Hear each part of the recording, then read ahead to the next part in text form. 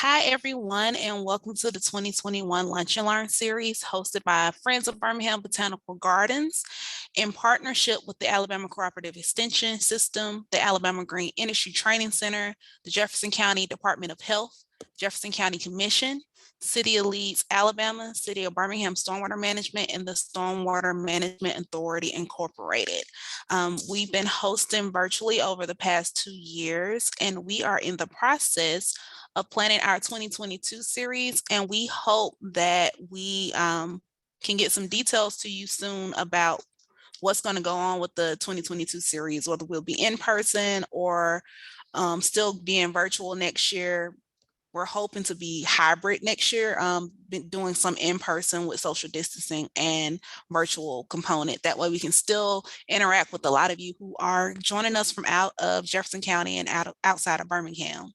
Today, what's going to happen, we're going to have Sade McClaney with the City of Birmingham Stormwater Program. She's going to give you a little information about the City of Birmingham Stormwater, as well as Keep Birmingham Beautiful, which she is in charge of. And then she is going to introduce you all to Jessica Watts, who is here to tell us more about houseplants. I see that there are some comments about people's camera and microphone being off. So we are in a webinar, and on our webinar, the only people that you'll be able to see on video and be able to use their microphone is going to be the host and panelists, which are myself, Jessica, and Sade. But if you have any questions or comments, please feel free to put it in the chat. Be sure to check everyone if you want everyone to be able to see it. And then we also have a Q&A section that you can also put questions in. And at the end of the session, I'm going to be going through the chat and going through the Q&A box and reading all the questions out to Jessica, and she'll be answering them for you. And today we are recording. So all of your questions, if you miss any of them, are going to be on the video that we post online and that we send out to you all. So without further ado, I'm going to turn everything over to Sade. Hi, everyone. Good afternoon. Again, my name is Sade McClaney, and I am with the City of Birmingham's Stormwater Management Watershed Division, as well as the Executive Director for Keep Birmingham Beautiful. So thank you guys again for joining us for this awesome opportunity and hear all about this house plants, what we all love, what we all need, good oxygen, good breathing, good, vibes in our home. So with stormwater management, we have about 5 staff members that go throughout the city and manage the stormwater program. So a lot of times you guys might see us out and about, just checking on drains, flood issues, and things of that nature. But if you guys ever have any concerns or you want to escalate any type of stormwater management issues, you can always call the City of Birmingham's 311 department, and you can simply dial 311 on your phone. But if you go out of the coverage area, there's a better way to contact, and you just dial 205-254-CITY.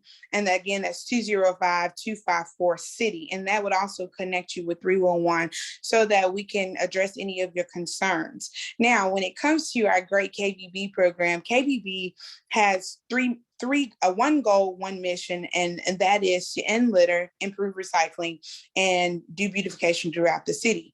So if any of you out there have any type of organizations that do volunteer hours, we want you to come call us and get in contact with us, and let's all work together to keep our city clean, keep our storm drains free of litter, as well as our waterways, because it all goes to one place and we all use the same water source. So we definitely want to keep that clean. So if you have any questions that are related to recycling, or if you have a great idea about doing any type of beautification projects, you can reach me directly at 205-254-2662. Again, that's 205-254-2662.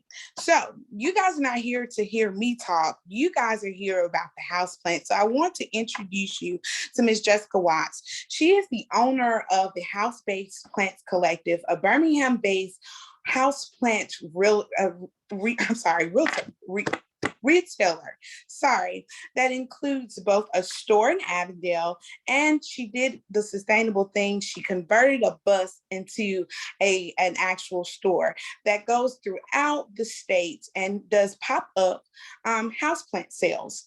She has been an avid plant enthusiast for years and joins that passion with a background in education and counseling to create an environment and informative plant buying experience. Jessica is on one mission. She wants to spread the joy of buying houseplants throughout the state of Alabama and throughout the nation. So without further ado, I'm going to turn it over to Ms. Jessica Watts, the great owner of our Houseplant Collective.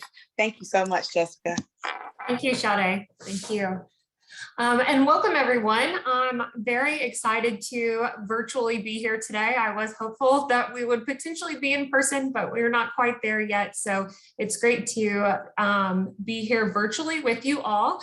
As Sade mentioned, my name is Jessica Watts, and I am the owner of Houseplant Collective. So today I wanted to kind of start with a little bit what we're going to kind of get into. So obviously we're going to talk a little bit about houseplants, but I wanted to give you a little bit about how I got to this space and the background of Houseplant Collective. And then we're going to really dive into houseplants, some basic care tips, and we're going to end with some hydroponic details as well. And then at the end, we'll also open it up for Q&A at the end. So feel free to save your questions or go ahead and drop them in the chat. Okay, so as Sade mentioned, my name is Jessica Watts. I own Houseplant Collective. You can see me here in this picture with our short school bus. This is how Houseplant Collective started. So I converted a short school bus and started driving around the state selling houseplants. And you can see also my little dog there. I am a wife and a dog and cat mom. And so I am a big supporter of Birmingham and everything Birmingham. You can see me very often at different events, concerts, venues around town. And then of course, I'm a plant enthusiast. You see here that I do not put plant expert, and that's for a reason. I do not have formal training as a botanist, but I will say being in this space for quite a few years, growing up, has definitely found myself as a plant enthusiast in the houseplant industry. So a little bit of background of my personal career and how I got to Houseplant Collective. I do have my bachelor's in mathematics and secondary ed. So I actually started as a high school math teacher at Ramsey High School. And during that time, I started on my master's and completed my master's in counseling. So through that experience, I think that really brought my love for houseplants to fruition, because I quickly saw the overall health and physical and mental health and well-being that plants can bring to a person. So after the master's I was completed there, I'm shifted into a position at UAB where I actually still currently work, but I am on the way out the door there. But I work as the program manager for the graduate biomedical sciences program. So I do manage quite a few students, over 350 students, quite a few faculty, but most of that time I found myself working behind a computer at a desk job.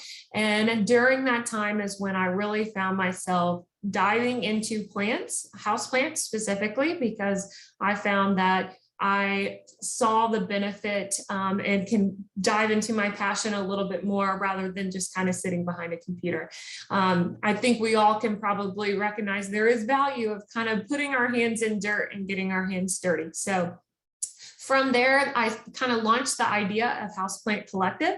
So at the beginning, we started hosting plant swaps and community group kind of meetups in 2019 and started a Facebook group to kind of have a kind of set group for all our plant enthusiast friends. And we hosted plant swaps through 2019 until I got the kind of grand idea to purchase a short school bus. So at the end of 19, I spent a lot of my time kind of building it out, getting it ready to roll. So this was a typical cheese wagon. It was yellow. It had all the traditional seats. It even had a wheelchair lift over here on the side entrance. So it was a lot of manual labor to get it as pretty as it is today. And you can see here in this picture, we've got a lot of like shelves that break down. So we find an easy way to kind of transport and travel around the state, selling houseplants and the joy of houseplants with others. Most of the time, what we find success with this model is popping up in cities and towns that are not able to possibly support a full plant shop. And so it's bringing that experience and that opportunity to them. But it also kind of helps spread the word about our business and our community. So that way people can also come visit us at one of our physical locations. So, and when we dove into, let me actually go back for a second. So when I got the bus ready to roll, we were ready to roll in March 2020. And as we all know, the world shut down around then. So quickly, instead of jumping into the bus and traveling, I started selling online, doing local pickup and delivery. And in July, we started with the bus events. So did the bus all through 2020 and then added on the Avondale shop, our initial shop in December 2020, so late December. So this gave us an opportunity to be a little bit more present for our Birmingham community and have a consistent stopping ground for them rather than having people kind of come find us wherever we were around the state.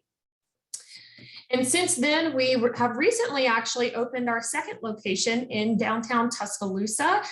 So this is very new, only about a month old. So we are very happy to be there, but we found a need in Tuscaloosa as well, as many of our customers were from our bus pop-up events. And so we are loving our new home in Tuscaloosa. So we hope you all to come visit there as well. Okay, so that's kind of the background. Now what you guys are really here for, a little bit diving more into Houseplants 101. And so today I'm going to talk about a little bit like, what is a houseplant? A lot of us, you know, with being friends of the Birmingham Botanical Gardens, a lot of us do outdoor gardening, but for a houseplant to be considered a houseplant, most of the time they are traditional tropical plants. So you can find them a lot grown in Florida with many of our suppliers are down in Florida, but these will thrive a lot better in indoor environments than they may do an outdoor. So often what that looks like is maybe these type of plants cannot withstand a freeze. Even though we have very warm summers in Alabama, we still do experience freezes. So a lot of traditional house plants do not like to be outdoors for very extreme colds. Also, they are planted in containers. This seems like a really simple concept here, but obviously if you have outdoor plants, most of the time they're planted in the ground, and a lot of the time with the traditional houseplants, they're planted in containers in your home. So that kind of defines a little bit what is a houseplant. And so now I wanted to talk about a little bit, how do you find the right houseplant for you? So I wanted to first start off and say, not all houseplants are going to do well in your house, and they're not all going to be able to behave the same. So there are going to be conditions in your home that are going to be a little better or worse for some type of plants. And this kind of goes into the light, what type of window light do you receive, but also what type of air circulation and drafts. And if you have drafts from old windows, that could be a kind of a red flag for some houseplants too. So all this to kind of put out as a disclaimer, it's not always going to be perfect the first time you may bring a new houseplant into your home, but just like everything else in life, practice makes perfect. And just if you have, you know, an unlucky situation with one plant, don't give up. There's definitely some that can be very fitting for your home based off of your light, water conditions in your home. Okay, so some things that you need to kind of consider, especially when you're looking for a specific plant for a specific spot in your home, is you have to kind of consider what type of light are you getting in that spot? Are you getting a very direct sunlight for a good portion of the day? Or is it somewhere tucked away in a corner where you're not getting that much light? That's going to determine what type of plant we would actually direct you to. We do have some plants that can survive in low light to no light situations. But I would say most of the time, most plants are going to thrive a little bit better with some natural sunlight. But another thing is to consider how much time are you willing to devote to the care of plants. Now, with many of us being gardeners as well, I know gardeners spend a lot more time probably with their plants outdoor caring and watering, especially in the dead heat of summer. But with houseplants, you also have to consider that in your schedule as well. So if you have some plants, they can go probably, couple weeks, once a month in watering, but you may have some that need some every couple of days. So that's something to consider when you are picking the right plant for yourself. And then obviously a lot of houseplants are used for kind of the aesthetic and a decorative piece in your home. So that's one thing you want to consider as well. Everyone has a different kind of style and vibe. There's some as similar to this one picture that has a pop of color, where a lot of them may just have like some basic green shades in there. So there's quite a few aesthetic wise that we can kind of direct you to as well. Okay, so this kind of gives you a little bit of a visual what light requirements may look like in a room. Oftentimes, many people come into the store and say, hey, I've got this spot. It is tucked away way back in this corner. I'm going to put a fiddle leaf fig, and I want a fiddle leaf fig right there. That's not a good spot for fiddle leaf figs. And this is kind of to give you an idea what we mean by lighting needs. This kind of breaks it down. Most of the time, your windows, right by your windows, are going to give you some type of bright light, whether that be direct or a little bit more indirect the further you get back. Anything that's across the room from your window is going to be a very low light situation. So that's when you're going to need to consider a little bit more different plant options there, because you do want our goal is for the plant to not only, survive, but also thrive in your home when you bring it home there. So we've got some bright indirect light. We've also got medium light and then to low light plants. Another thing to consider even past this photo is what direction your light is. If you're considering a south facing window, that's typically going to be a very direct, harsh light, whereas the other directions may be a little bit more indirect and only maybe giving you a couple hours of direct during the day. So one thing to consider with direction of light too. Okay, so here are a few just kind of basic recommendations we would give for low light location plants. So pothos, snake plants, ZZ plants, dracaenas, peace lilies, those all do very well in those spots that are a little bit further away from the window. Once again, these are traditionally pretty low maintenance, easy care plants too. So those are some that we recommend to some first time plant people.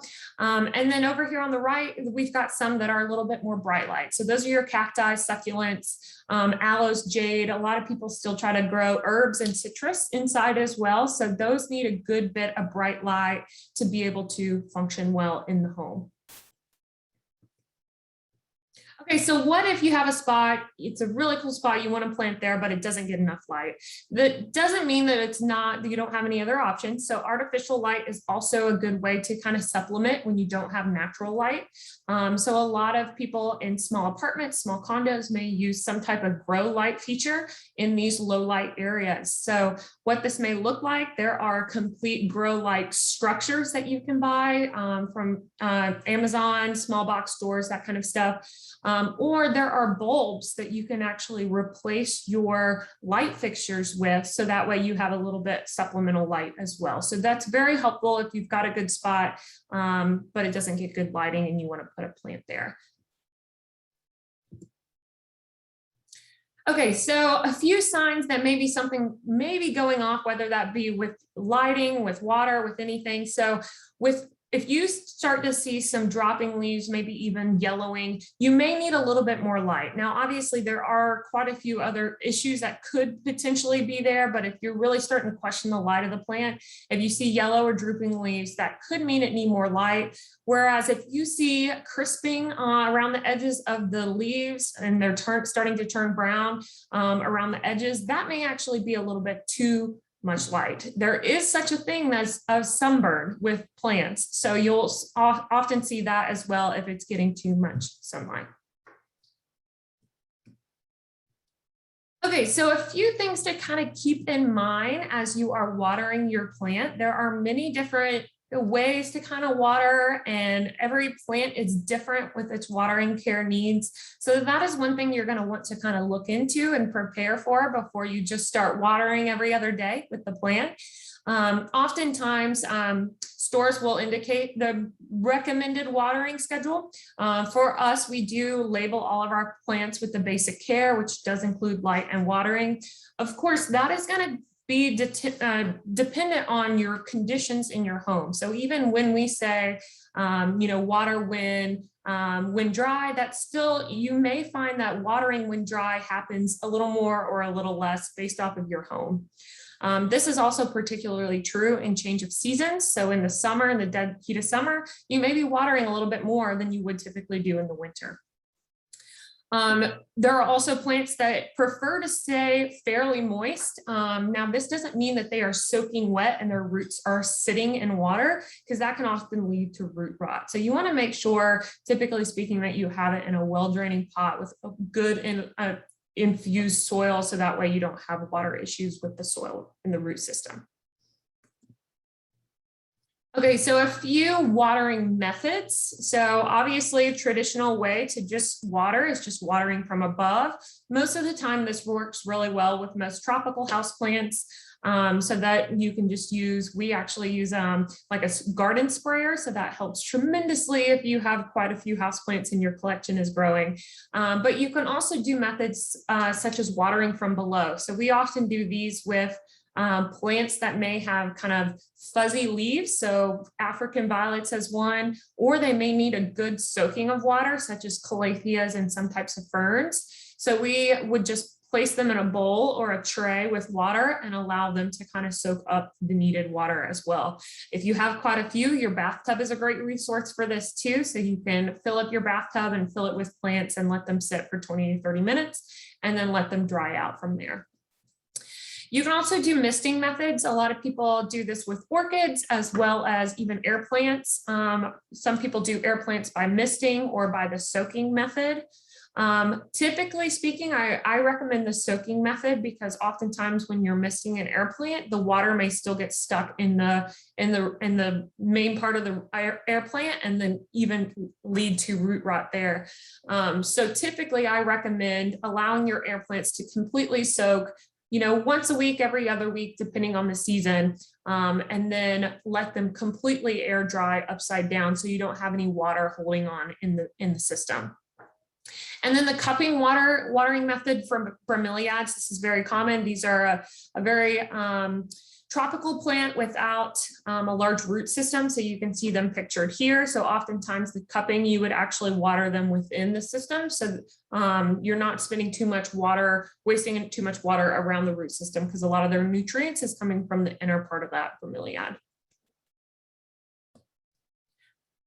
Okay, so kind of touching on this again, you want to make sure you do your research on this. Like I mentioned, every plant is different, as well as you want to be cautious when you are considering watering with or without drainage holes. So most of the time, 99% of the time, we recommend potting your plant in a pot with drainage holes.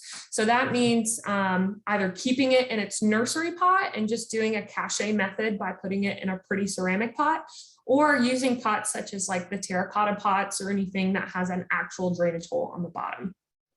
Oftentimes we find that a lot of pretty ceramics, unfortunately, do not have drainage holes on the bottom. Some people often drill holes on the bottom. Of course, with that, there is a little bit of a risk with breaking the ceramic piece, but that can also be a source as well.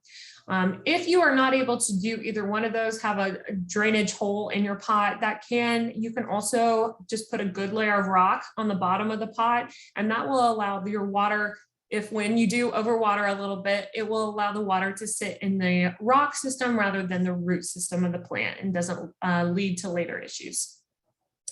You also want to make sure that your soil is well nutrients. So just like when you're outside and our plants are getting nutrients from natural soil, our plants get nutrients from the potting soil as well. So you want to make sure that that is replenished and or fertilized every so often, so that way they have those nutrients to survive and thrive.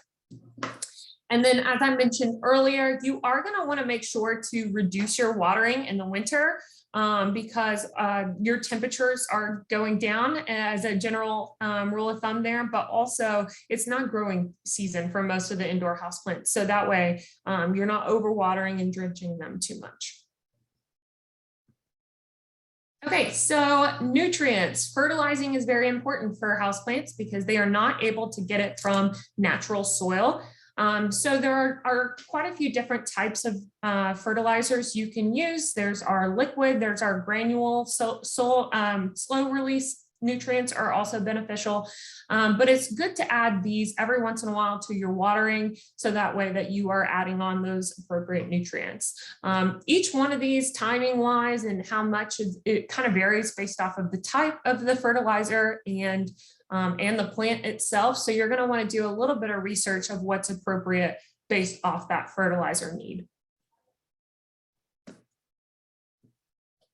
Okay, so wanted to also talk about the dreaded pests. So just like you can get outside, houseplants can get pests, which can, if not cured correctly, cause to actually kill your houseplant. So that's one thing you want to make sure you kind of keep an eye out on. Most of the time with watering schedules, it's good to kind of just check out the leaves, make sure you have no pests or issues kind of going on. Then most of the time, traditional houseplants are attracting these either from going from outdoor to indoor settings, or a lot of, there are occasions where they will come in with that from a large big box store or something like that. So it's something to keep an eye out on. Each pest looks a little bit different. But some can be detrimental to your plant if not handled. So a few things you are going to want to do when you are trying to solve your pest problem is to first actually isolate the plant, because these pests do often very easily spread from one plant to another. So you want to save your plants very quickly by isolating this plant and spraying it down. To start with, just you can use a water hose to kind of spray them down a little bit. A lot of the times the pressure of the water will actually cleanse off a lot of the pests themselves. But to take it a step further, you're also going to want to actually remove the top inch of soil or so. Most of the time, those pests are creating eggs and new little pests right in the top piece of the soil. So you're going to want to remove the top inch of soil and replenish that. And then you can go ahead and spray down with a light pesticide. There are some such as neem oil, but there are quite a few that have a little bit more organic, natural ingredients as well. We actually house the mini plant spray in ours, which is great to protect your plant as well as kind of cleanse it. And then after all of that treatment, you are going to want to make sure that it completely dries out, because you have taken a few extra protocols here to kind of douse it down to get it treated. So you're going to want to make sure that you completely allow the plant to dry out. Now, oftentimes, one solution of this may or may not actually solve the pest problem. So you're going to want to check this every few weeks until all of the pests are gone. Once again, keeping that plant isolated so it is not spreading to your other plants. Okay, so toxicity. So just like outdoor plants, a lot of indoor house plants are slightly toxic to pets and children as well. There are some stores, we, for one, put that on our labels if they're toxic or not. We find that that helps our customers find an appropriate fit for their house. And also, we don't want to put your small animals and children at risk. So a few that are somewhat popular and are often considered slightly toxic are pothos, philodendrons, fiddly figs, ivies, rubber plants, ZZ plants. Some of our very standard houseplants are considered slightly toxic. Now, there are some levels of toxicity. For example, with peace lilies, their primary toxic piece are the actual flowers, similar with bird of paradise. But you still want to do a good bit of research with that, so that way you make sure that you don't put anybody at risk. Most of the time, I would say these levels of toxicity is when pets or children are eating a large amount of the leaves, but I would still research it just to make sure that your loved ones are safe for that. So a few non-toxic varieties we always recommend. So spider plants are always fun. Oftentimes cats love playing with those because they're very kind of whimsical on those. Ferns as well, calatheas, prayer plants, peperomias, petunias, the nerve plant are also a great one. So typically those are the ones we would point people to for some non-toxic varieties. But once again, it's always good to kind of do a little bit of research and make sure that the level of toxicity of the plant that you're bringing it in Worst case, you can always, even if you love a beautiful toxic plant, but you have a cat, there may be a way that you can kind of raise it off the ground or on a high shelf, so that way they don't get to it too much.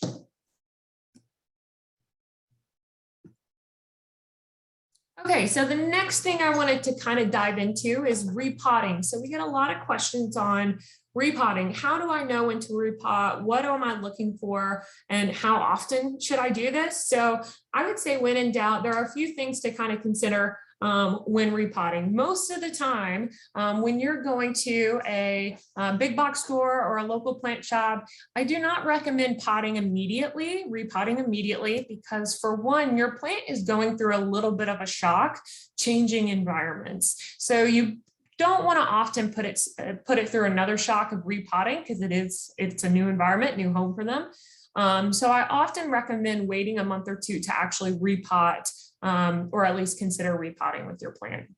Most times, a lot of people come home and they're like, oh, I want to put this in my new pretty ceramic pot. Most of the time, you can just kind of pop it in there until it's a good time to repot.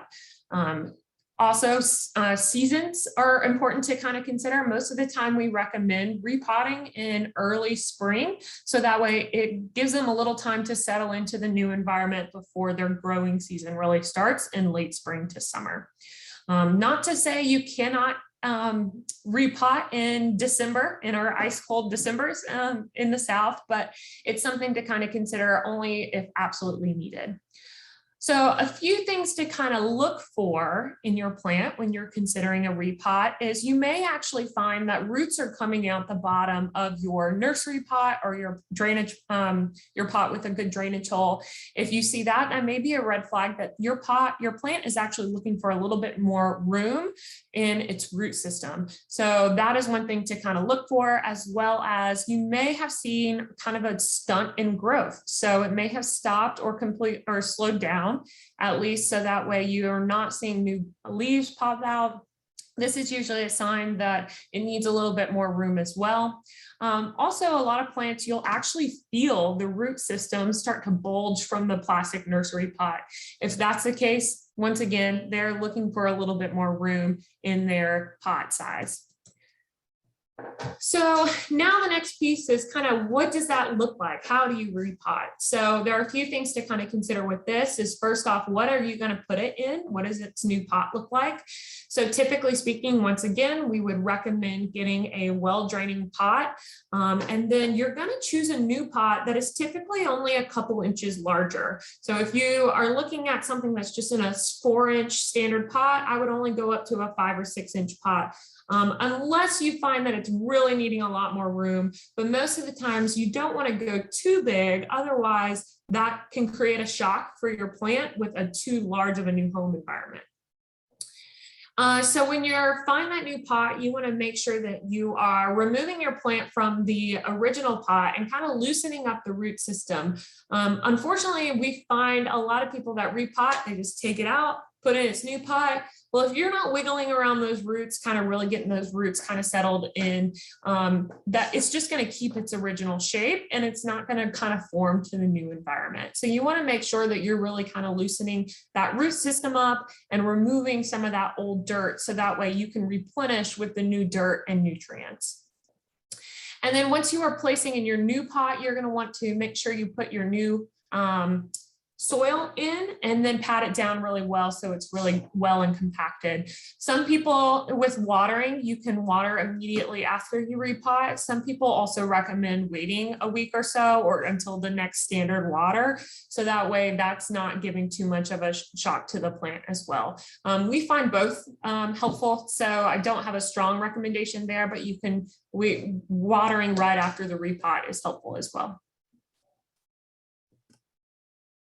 Okay, so the last major topic I kind of wanted to get into is hydroponics. So hydroponics is really, I think, starting to kind of take off a little bit more, because a lot of people in small home and condo spaces, apartment spaces, may not have as much room for and the mess of soil and messing around with soil. So a lot of people are shifting into hydroponics.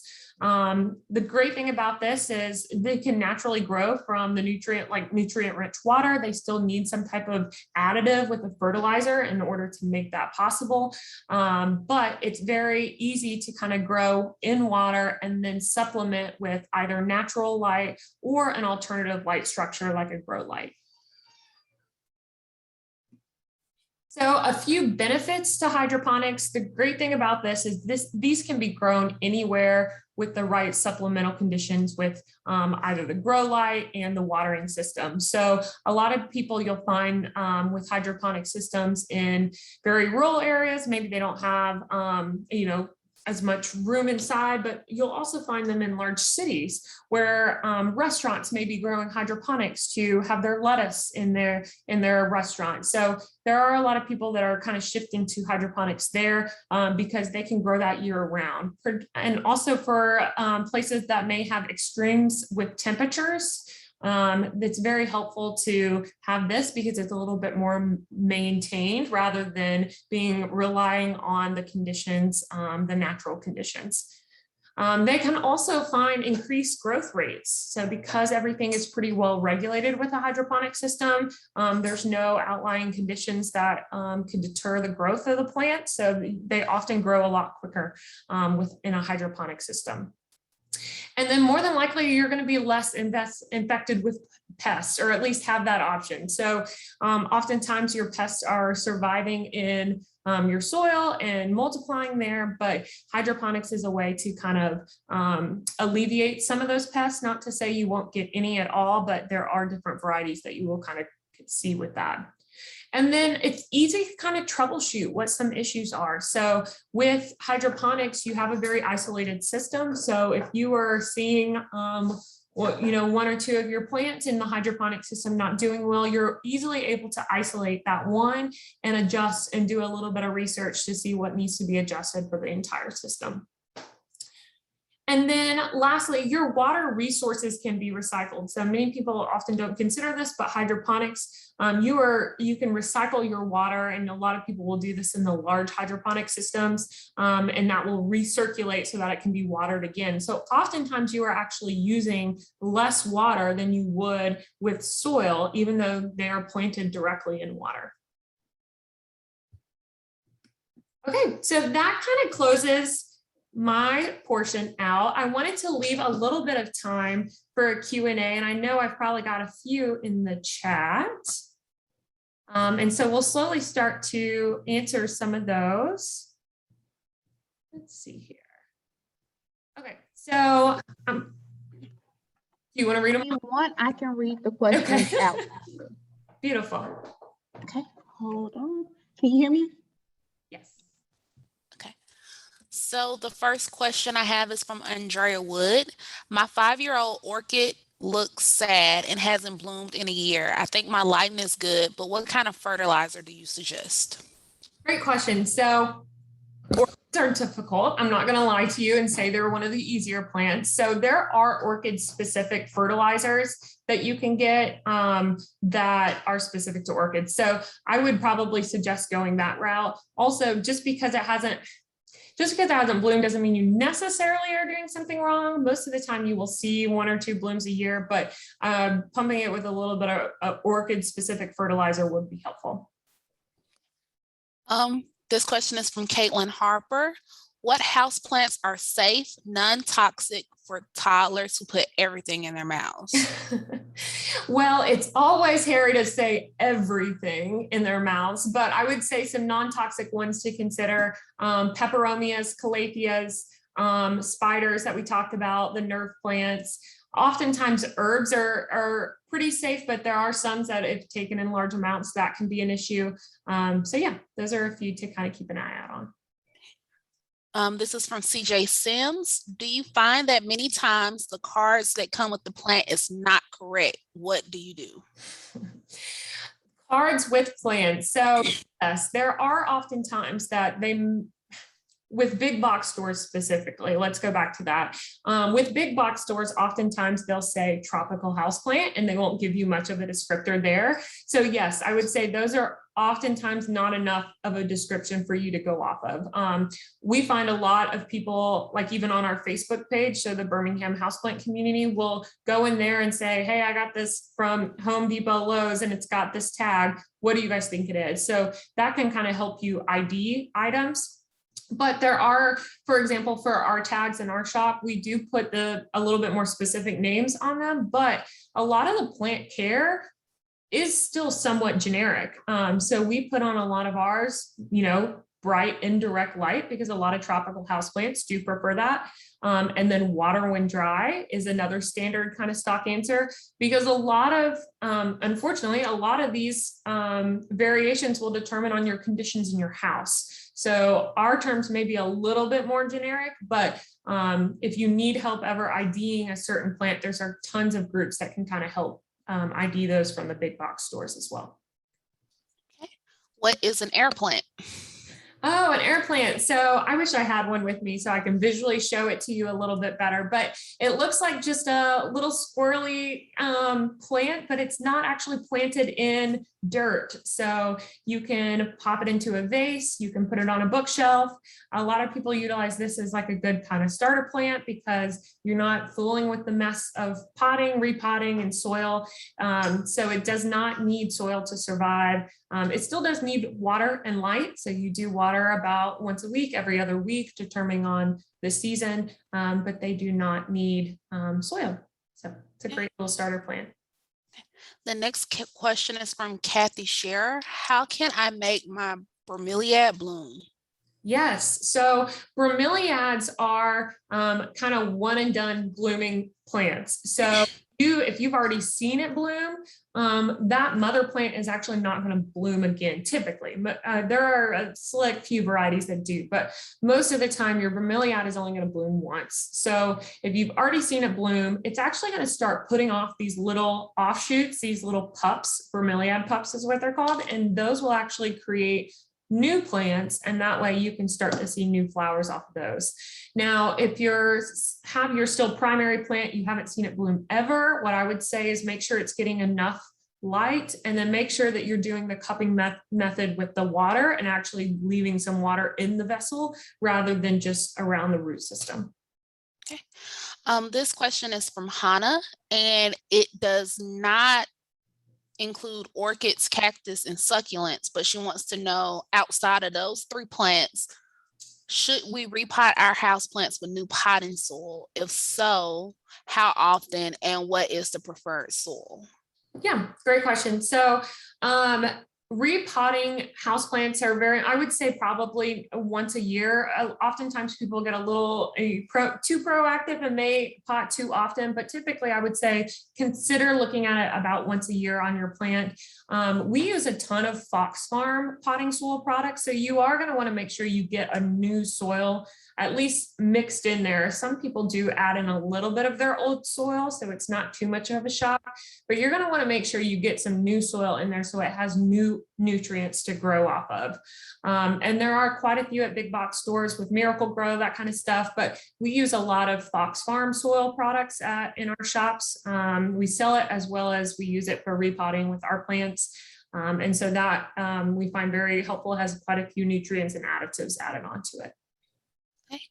Miranda wants to know if worm castings work as a fertilizer for most houseplants. Yeah, worm castings are great. Oftentimes our Fox Farms are included with worm castings. I will say I haven't bought natural worm castings separately. I think I'm a little kind of grossed out about the concept, but those are definitely helpful for additives in your soil. And Paula just commented that her husband would love air plants. No more soil everywhere from messing with her plants. Yes, definitely. And you can see those in a whole wide range of varieties and sizes too, from something that can fit in your palm, but you'll see some that are a pretty good solid size as well. So they're fun. Okay. Is this Teresa? Sorry. Teresa said that she's let her spider plant stay in water for a while with good light. Yeah, oftentimes, yeah. So you can keep a lot of plants rooting in water. I actually kind of like it. It's a cool kind of vessel. If you're putting it in a glass vase or something, you can see the roots kind of grow. It's not going to completely deter the plant. You'll still see some growth from that. So you do not have to worry about converting it to soil. You can still keep it growing in water. I think it's a beautiful sight to see with the roots. Okay, I have a question from Kelly, but I'm not exactly sure which plant she's talking about. She asked this a while, not too long ago. It was at 12:09, and she asked, "Does this apply to semi-hydro too? Are there drawbacks? Are certain houseplants better suited to it than others?" So Kelly, if you're still here, could you tell me exactly what you're referring to so we can answer those questions? That would be helpful. But until I get that response from her, Paula also said, "Jessica, you're so inspiring. If you had to pick between Monstera deliciosa and a Monstera adansoni," I'm not sure if I said that right, which would you choose you were and very why? close. Honestly, I love both of these plants for different reasons. So the Monstera, the standard Monstera that you see, it's a very trendy house plant. A lot of people will see it on Instagram, Pinterest, that kind of thing, and find it very attractive plant. I love that one because it is pretty low maintenance and it's a larger plant. So if you're looking for a bigger plant, and you can kind of stick it in a low to medium light, or you can stick it a little bit closer to sun, and that way it'll really start growing and thriving. But the Swiss cheese is one that if you like something that trails or can kind of grow on stuff, you can see here I've got some pothos trailing. So I love anything that can kind of grow and kind of go wild with it. So I think I may have to say the Swiss cheese. Okay. Paula also said, "What is your favorite pothos?" Pothos, yeah. So Pothos? there's quite a few different pothos varieties. Also a very good low maintenance starter plant. I'm a really big fan of the Cebu Blues right now. So it's a little harder to find than some varieties. We have had some in the shop and hope to get some more in on Sunday. But those are a very a little more delicate kind of looking pothos, but it still grows and it trails like crazy with the growth. So they're fun. Michelle asked if you could spell the name of the recommended pesticide for mites on an African violet. Ooh, the pesticide that I was talking about earlier, we use Nene, Nene, plant care spray in our shop. And so I haven't used that specifically on begonias, but I think the Nene spray is actually great because it has organic materials, organic ingredients, and no harsh chemicals like you would find in like neem oil spray. So Nene spray has been kind of our point of reference in our shops. Okay. Frank says, we have an ongoing problem judging how much water to use with cacti and succulents. Do you have any suggestions for ways to determine when to water these types of plants? Yeah, for cacti and succulents, I would definitely say less is more because they do thrive off of bright sunlight, low watering. Succulents need a little bit more watering than cacti, but I would also recommend there are moisture meters that you can try. We do have some in our shop, and so that will tell you how dry or how moist the environment is for the plant, and will kind of give you a little bit of an idea when to start watering it. Okay. Jennifer says she has begonias that have gotten pretty leggy and she's moved it to a sunnier spot, but could she pinch it back as well to encourage it to fill out? Yeah, we do this very often with a lot of plants. So if you find that your plant is getting maybe too long and leggy, oftentimes you can take a little clipping of a long piece and either water propagate it or propagate it in dirt. And that way you can start that growth and then put it back towards the middle part of the plant. So that will kind of start building in and making it a little thicker on the top part of the plant. Okay. Is there a question after this? Hold on one second. Big box stores will refund your money if the plant dies and you keep your receipt. And by that, they mean Lowe's and Home Depot. And that came from Teresa. Susan asked, I grow orchids and semi-hydro. Fungus gnats are the bane of my existence. Other than that, my orchids love it. I have traps. I I cannot say this word. It's Pinguicula.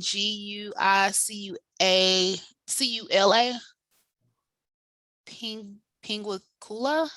And I don't know what else to try.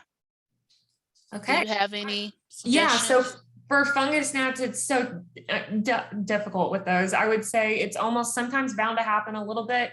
They live off of a little bit more moist environments. What I usually recommend for fungus gnats is you can use mosquito bits, which are just like little brown pellets, and you can include a few of those, dilute it in water and use it on your watering schedule, only when needed. And I wouldn't oversaturate the plant with it too much, but that kind of helps kill off a little bit of those fungus gnats. And then using traps like sticky traps or anything like that is helpful as well. When in doubt too, you can completely repot the plant in new soil, and then really like water down the root system so you don't have much of anything left, and that will kind of help it, because oftentimes they're producing eggs in the soil, so they're just multiplying in there. So if you kind of take out that bit, that will help as well. Is it direct sunlight when sitting in a window, or only when sun's rays actually are hitting the plant? How many hours of direct sunlight would be typical necessary for most plants? Okay, so direct sunlight, it's a great question. We get this all the time. So most of the time, I think of direct sunlight as it is outside, not being hindered by any walls, ceilings, windows, anything.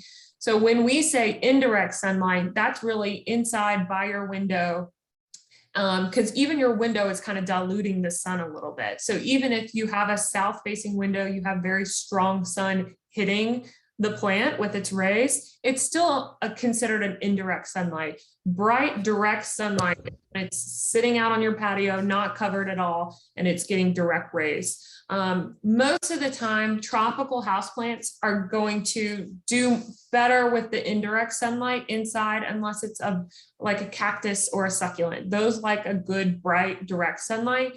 They'll do fine indoors in an indirect, but those are ones that you're going to want a little bit more direct sun. So that's why you find a lot of people will actually move their plants and succulents, cacti and succulents outside for the summer months and then bring them back inside for the winter.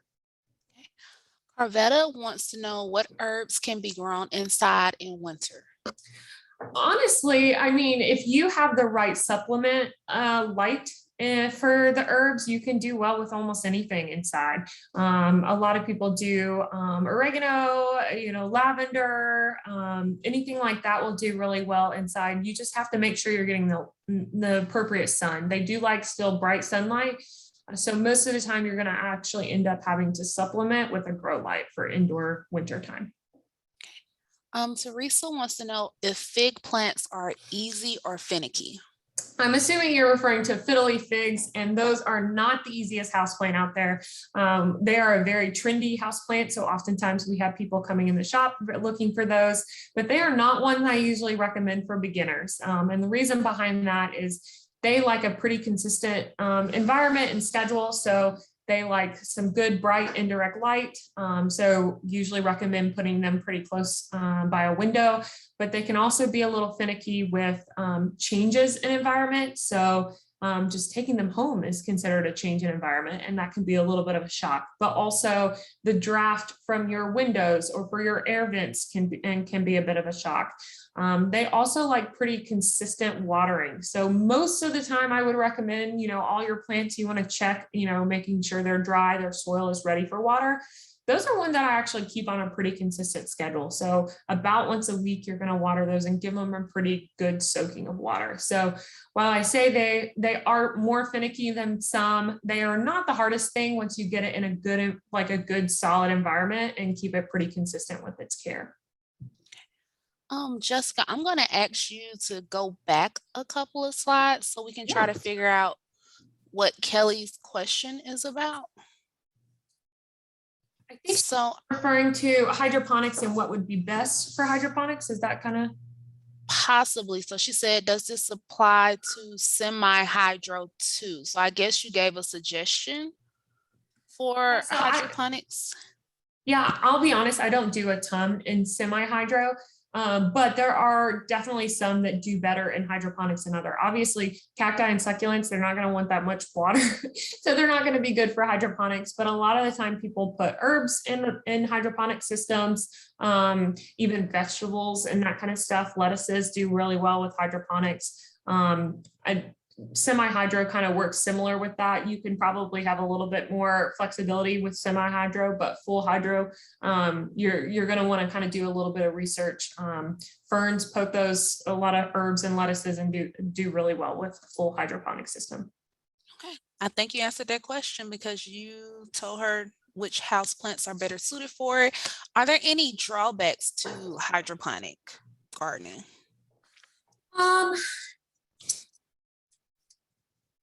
I think that you may be a little more stunted by growth and kind of shifting systems, but I think that would still be able to be managed with water systems.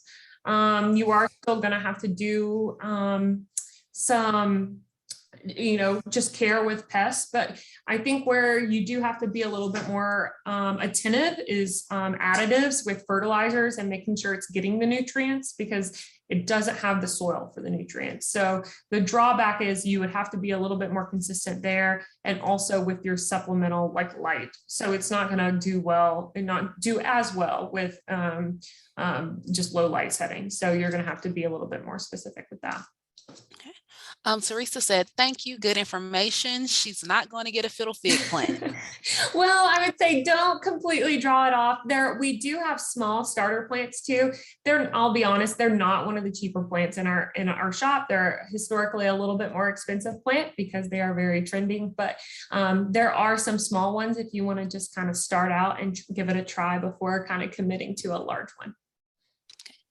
So you have put up your information about how people can contact you and how they can come to both of your stores, because you're now open in Tuscaloosa. Do you have any events or anything that are coming up in your stores that you want to share with everyone? We always have events happening. So every weekend on Saturdays, we actually host makers and creative businesses in our shop. So we pretty much clear tables in the front of our shop and allow them to pop up and sell directly to their customers. We do not take any portion, charge them a fee or anything. It's a way for us to kind of give back to the creative community and give them a space to try out their trade and what they're making. So we host that every Saturday in both shops. So you can check out our website or our social media to see which ones are popping up each weekend. And then we also have our first plant swap in Tuscaloosa happening this Sunday. So from 2 to 3, we're going to be hosting an open plant swap. And so we will have that going on. And then we also have large shipments of plants coming. So we have new goodies coming in this weekend. So always lots of events happening. Okay, I have one last question from Carvetta. She says, are there any house plants that should not be taken outside in summer? I think honestly, that kind of depends on light. So there are some that don't like as much bright direct light. So you would have to kind of keep an eye out on how much sun they're getting. For example, calatheas are a little needy with watering too. So you're going to want to kind of keep an eye out on those. But a lot of people, if you have a covered patio and it's getting that natural sunlight a little easier, that's always a good kind of shift into the outdoor world. For any transition from indoor to outdoor or outdoor to indoor, you do want to kind of slowly get them comfortable with that environment. If you give them, if they're inside and then you give them full bright direct sunlight, that's going to be a little bit too much of a shock for them. So you're going to want to make sure that you kind of slowly transition them outside and then back in. Are there any more questions before we end today's session? If you have any questions, please put it in the chat or in the Q&A box at the bottom of your screen. We are going to wait just a little bit just to see if y'all have any questions. I got one more. CJ, so you can't take them out for just a day? Yeah, you definitely can. A lot of the times houseplant people will bring it outside if we're getting a good rain. Natural rainwater is great for the plants. So you can definitely bring stuff out for the day. You still just want to keep an eye out on bright sunlight. So you don't want it to be too harsh on them and that to be too much of a shock. But yes, you are more than welcome to bring it outside for a day. All right. So Paula says, thank you. Ree, who had her hand raised a couple of minutes ago, said that she has no questions, but she wanted to say thanks for today. Of course. And I just want to thank you for being an awesome speaker today, Jessica. Thank you for working with us and sharing what you do with us. Of course. So- Thank you for having me. I really enjoyed it. So I appreciate all of your thoughtful questions as well. And if you ever have any other questions, just feel free to reach out. All right. Thanks, Sade with the City of Birmingham Stormwater for being here today. And we will see you all in 2 weeks when our next session is. Let's see, what is the next session? It is going to be fall turf maintenance. And we haven't had a turf maintenance session in a while. So I look forward to seeing everyone there for this session. And have a good day, everyone. Thank you.